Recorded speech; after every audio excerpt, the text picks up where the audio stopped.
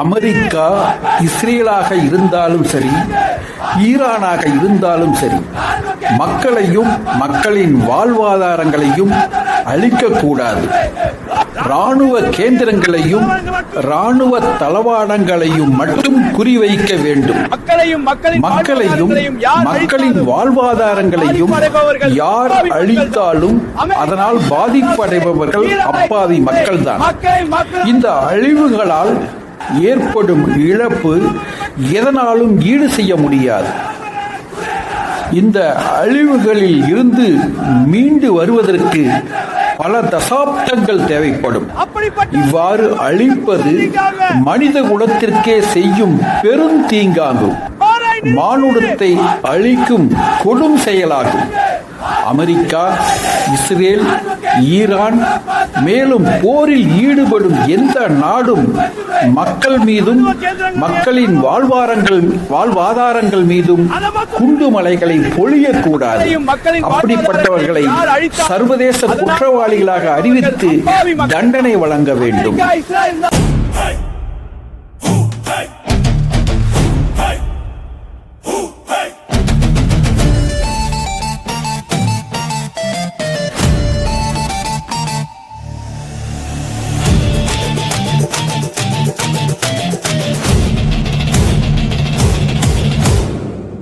மழை பொழியாதே, ஏவுகணை ஏவாதே.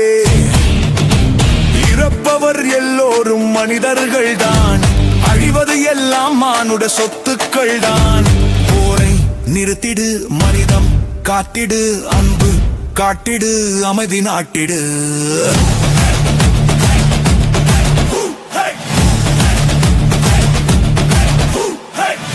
மழை பொழியாதே, ஏவுகணை ஏவாதே. இறப்பவர் எல்லோரும் மனிதர்கள் தான், அழிவது எல்லாம் மானுட சொத்துக்கள் தான்.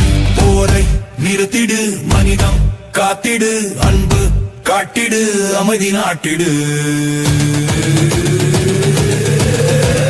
போர வேண்டுமானா யுத்த கேந்திரம் எந்திரம் மீது மட்டும் வைத்திடு குறி. மக்கள் மீதும் வாழ்வாதாரம் மீதும் வைக்காதே குறி.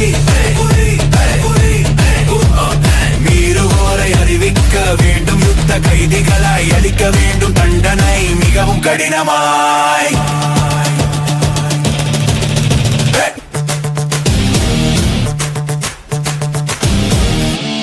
போர வேண்டுமானால் யுத்த கேந்திரம் எந்திரம் மீது மட்டும் வைத்திடு குறி. மக்கள் மீதும் வாழ்வாதாரம் மீதும் வைக்காதே குறி. மீறுவோரை அறிவிக்க வேண்டும், யுத்த கைதிகளாய் அளிக்க வேண்டும், தண்டனை மிகவும் கடினமாய். குண்டுமழை பொழியாதே, ஏவுகணை ஏவாதே.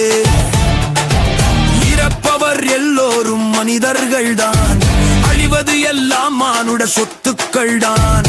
போரை நிறுத்திடு, மனிதம் காட்டிடு, அன்பு காட்டிடு, அமைதி நாட்டிடு.